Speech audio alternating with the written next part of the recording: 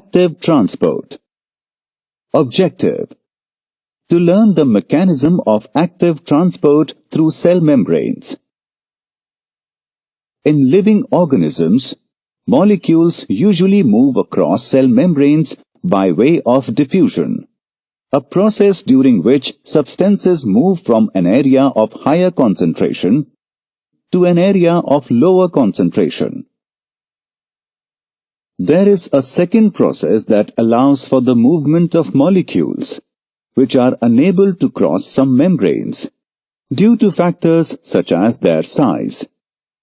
In such instances, smaller molecules, such as water, are still able to move across the membrane. This process is known as osmosis. There is a third process that allows for the movement of molecules across cell membranes. This process, known as active transport, is opposite of diffusion. This involves the movement of molecules from an area of lower concentration to an area of higher concentration. Let's look into the mechanism of the active transport of ions using sodium and potassium as an example.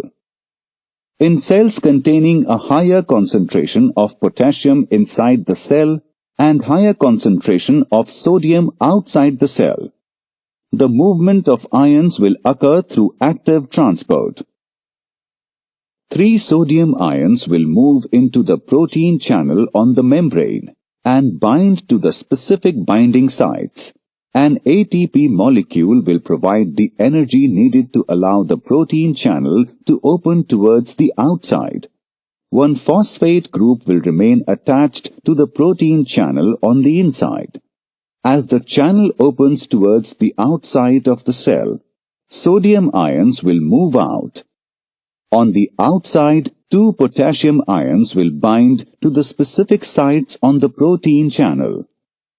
Consequently, the channel will change its shape again, this time opening towards the inside of the cell.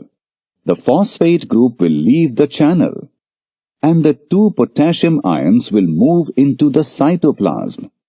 The protein channel will regain its original shape and attract 3 sodium ions.